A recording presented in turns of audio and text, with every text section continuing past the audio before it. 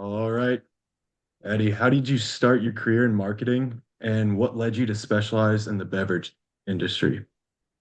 So I was recruited out of college into the company, knew that I wanted to work in marketing for them, understanding that Anheuser-Busch has a strong background in sales. I knew that I wanted to give a background in sales, so I worked as a sales manager, essentially Michael Scott, but for beer, managing a team of sales reps up in Massachusetts. Did that for about 2 years, learned a lot there. And as I started to get hands on with more of the marketing day to day that we had, found some opportunities and ended up taking one after 2 years with the company there, moving down to South Florida and now representing us for all of our sports and event partnerships down to South Florida, as well as our bar and special event activations. Perfect, thank you. Now, can you walk me through the typical market research process for launching a new brand or product within the beverage industry?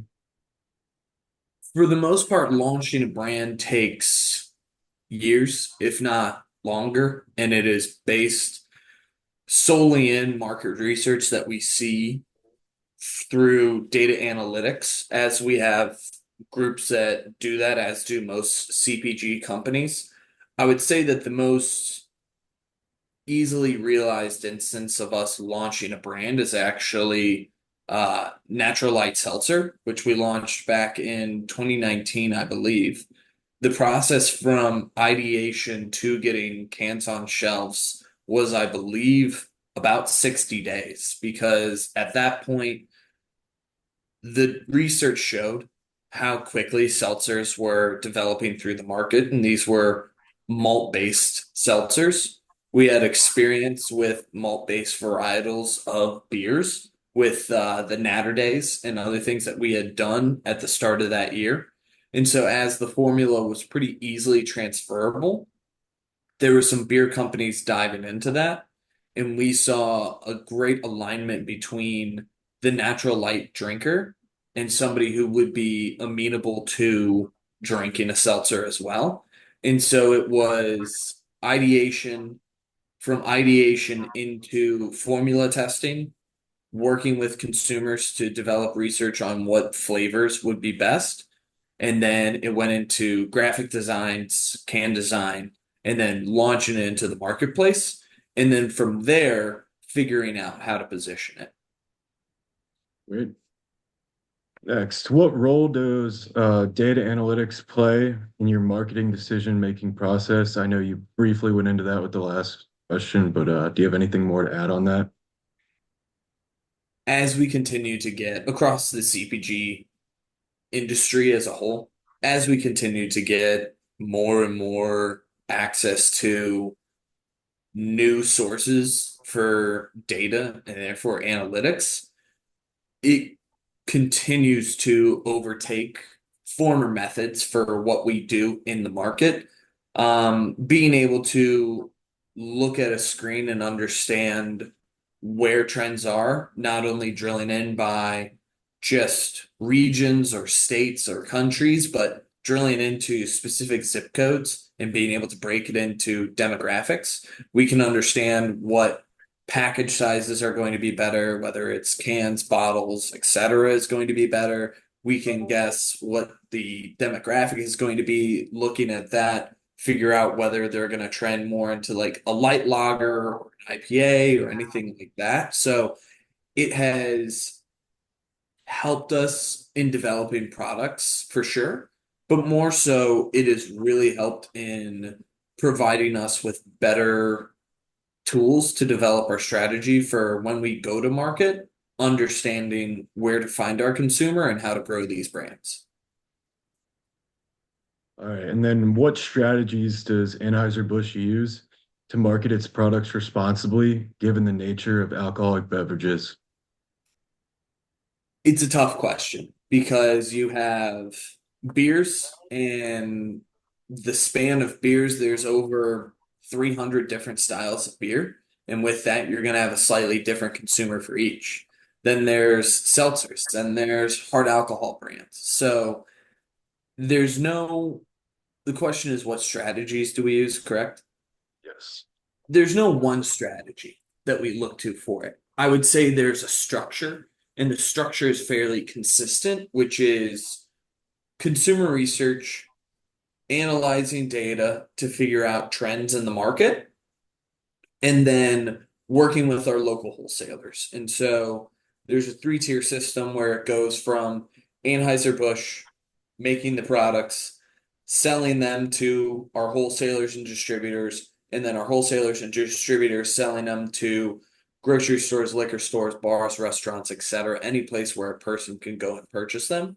And so our distributors, while we don't own them, when they win, we win, and vice versa. So there's a strong relationship between one, our consumers in Anheuser-Busch, but two, our distributors in Anheuser-Busch, because they have a vested interest in helping us to figure out where it is best to sell this product and how we can best come to market in a way that brings everybody a win-win situation, bringing the consumers the product that they want, bringing the distributor the volume and distribution that they want, and bringing us the returns that they want. So, in terms of strategy, the voice of the consumer at the end of the day dictates pretty much everything we do.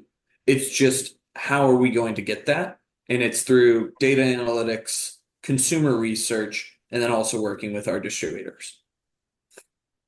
Nice. And then how are you able to, kind of stay on top of the trends? Because, we've seen a sort of a switch more from beer to seltzers to ready to drinks.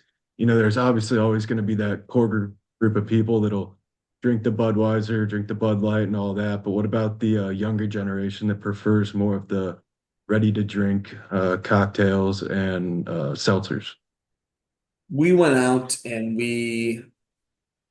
man, don't quote me on this. I don't know when we picked them up, but we picked up Cutwater as a brand of ours, which is born out of California. Because as the analytics showed, and as we viewed these trends, we understood that 10, 12 years down the road, canned cocktails and RTDs are going to be a big part of the business.